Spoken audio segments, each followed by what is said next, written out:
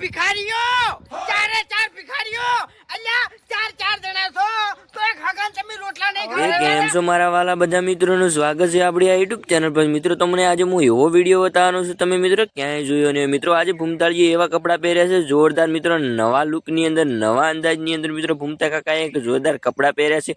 એ પહેરીને મિત્રો એમણે વિડીયો બનાવ્યા છે મિત્રો, તો એ વિડીયોમાં તમને બતાવવાનો છું, તમે વિડીયો છેલ્લે સુધી જોતા રહેજો।